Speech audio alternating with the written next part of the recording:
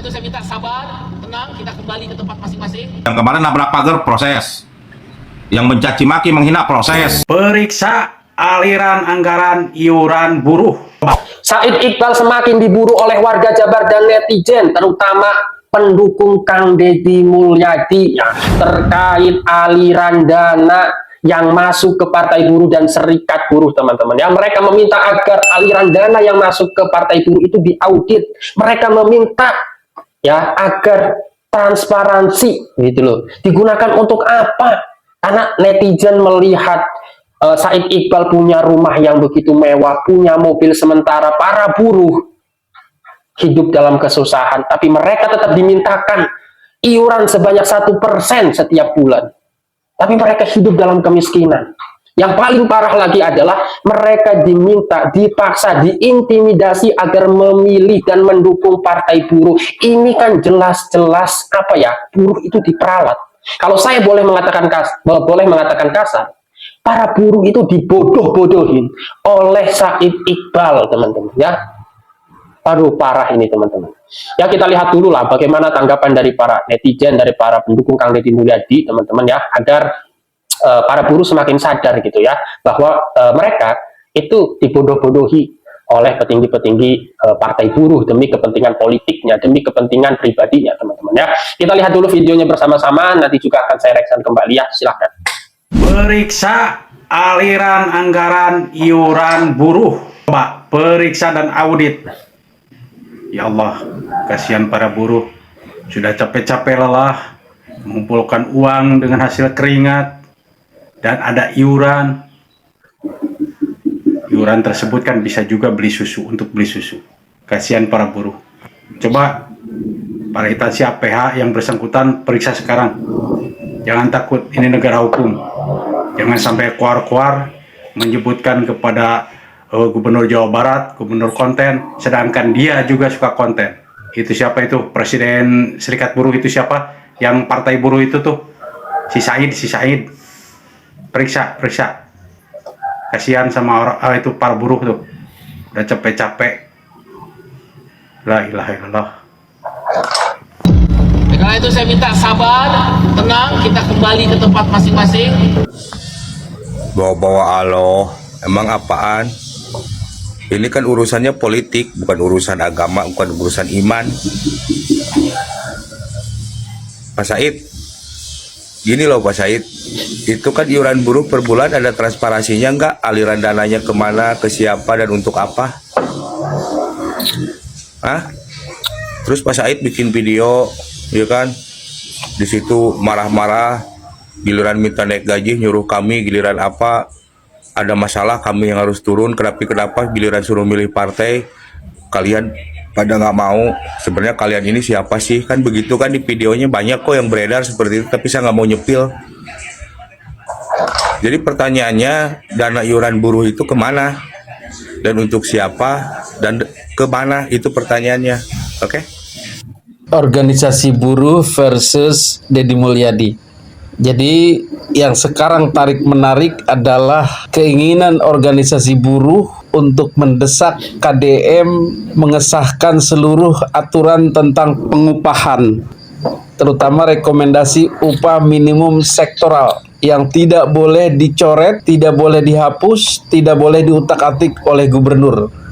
Di sisi lain, gubernur kekeh merevisi rekomendasi itu atau tidak memasukkan rekomendasi itu dalam peraturan gubernur. Sehingga organisasi buruh menganggap KDM melanggar aturan. KDM kekeh, saya tidak melanggar aturan karena itu sifatnya rekomendasi. Kalau menurut saya itu tidak baik, maka saya tidak masukkan. Nah, disitulah terjadi tarik-menarik, bahkan demonya itu berujung anarkis.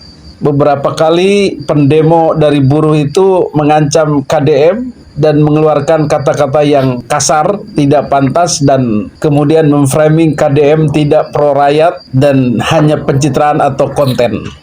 Tetapi KDM kemudian membalas bahwa apa yang dilakukannya adalah untuk melindungi rakyat. Bagaimana? Dia ingin membuat keseimbangan antara kepentingan perusahaan supaya tetap ada di Jawa Barat, bisa merekrut tenaga kerja, bisa menghasilkan pendapatan untuk rakyat dan daerah, artinya menjaga iklim investasi usaha di Jawa Barat nyaman sehingga mereka tidak hengkang keluar daerah, dan menjaga aspirasi buruh agar tidak ditekan atau diperas oleh pengusaha. Kebijakan pengupahan itu berubah. UMSK tidak diperbolehkan lagi.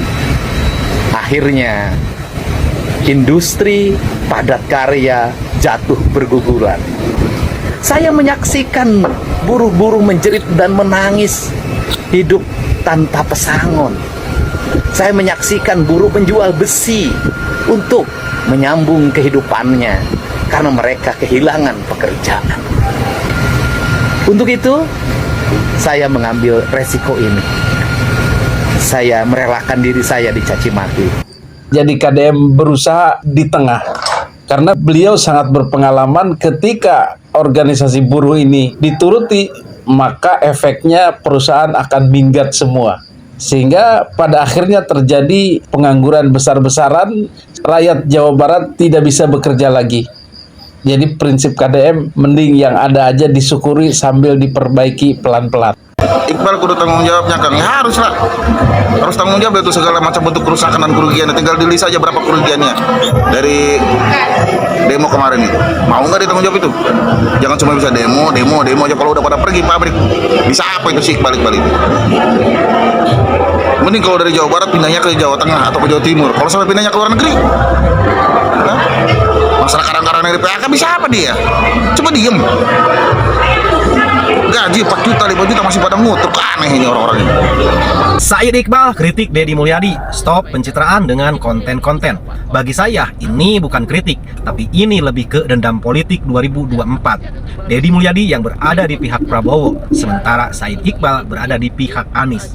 Pak Said Iqbal, pesan dari saya, setiap orang berhak memperjuangkan nasi, tapi tidak perlu dengan cara-cara arogansi.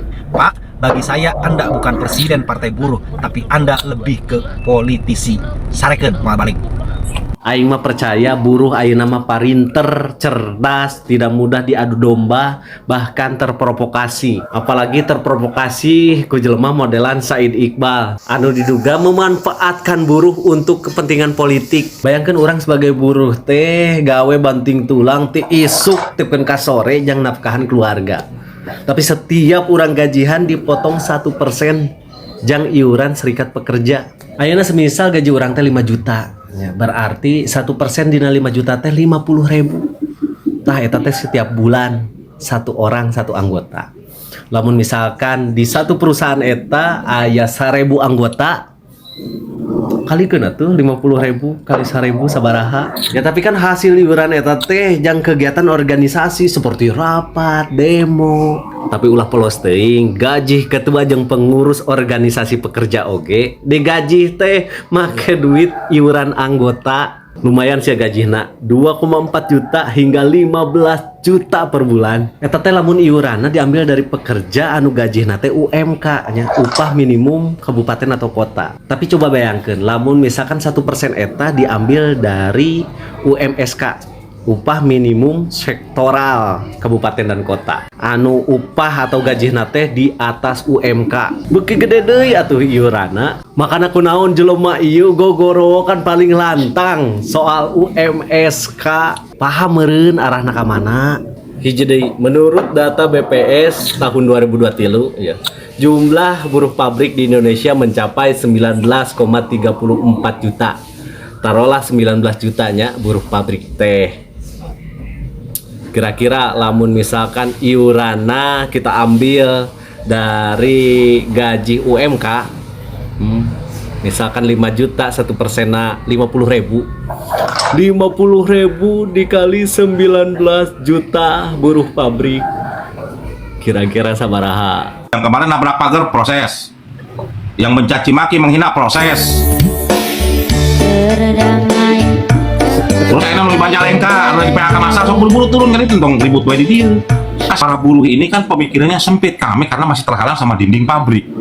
Itu tidak berpikir saya dimanfaatkan atau tidak nih. Karena susah nih sekarang. Saya jujur ya, saya sampaikan. Susah melihat atau membedakan mana Bung Said Iqbal sebagai presiden buruh dan mana Bung Iqbal sebagai ketua umum partai buruh. Menunggu instruksi saja. dari ketua Jabis atau Jabar Istimewa, karena yang merusak fasilitas umum maka itu harus diproses, harus kita proses. Dan saya mengharapkan yang kemarin nabrak pagar proses, yang mencaci maki menghina proses, karena kan dasarnya mereka kan berbicara saya kan unjuk rasa juga pakai aturan kok, dilindungi undang-undang.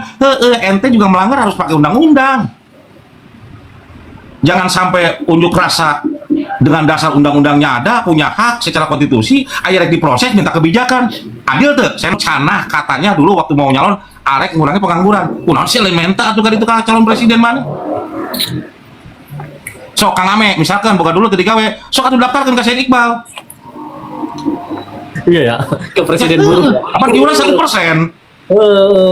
Kan mana memperjuangkan hak buruh teh. Berarti Iya, ya jadi kudu daftar. Terus saya mau di Banjalengka atau di PHK masal, sok buru-buru turun kan itu dong, ribut wae di dia. Kasihan. Buat apa iuran 1% kali gaji pokok atau kali UMK kalau misalkan itu tidak dibantu? Terus bagaimana sementara dia misalkan di PHK tidak kerja atau gajinya masih ditahan di perusahaan? Sok iuran bantukan gajinya. Kan gede. Terus bisa kehitung lah. Kalau misalkan gaji pokok 5 juta kali 1,2 juta udah 60 miliar per bulan. Kan 10% DPP. Berarti kalau 60 miliar kali 10% untuk DPP, berarti kan 6 miliar masuk ke DPP. Sok aja hitung. Kalau dihitung secara begitu, kan pasti mainnya protes. Oh, kurang ajar ya, kan gitu. Kalau saya kan bicara apa adanya, berdasarkan pengalaman saya. Presiden buruh na tolol, ejeng buruh na nu kamari daremo goblok, make erek ngarungkadkeun ngaruksak eta pintu gerbang gedung sate. Mikir sia teh mikir goblok. Sia mah geus dumuk gablek gaji. Deuleu kahanap tolol. Loba nu ngalanggur sia teh. Sia bersyukur. Lain kitu carana nyampaikeun ka hayang mah nyampaikeun aspirasi mah ke gubernur teh bapak. Sia di presiden buruh. Makanya nyebar kebencian, mitnah majelkeun Kang Deddy nakal. Ada siapa di belakang Kang Deddy Mulyadi? Sia rek ngadodomakeun para buruh jeung gubernurna. Sia rek mempecah belah warga Jabar. Ku aing direvisi sia otak kabeh. Berikut jeung presiden buruhna ku aing.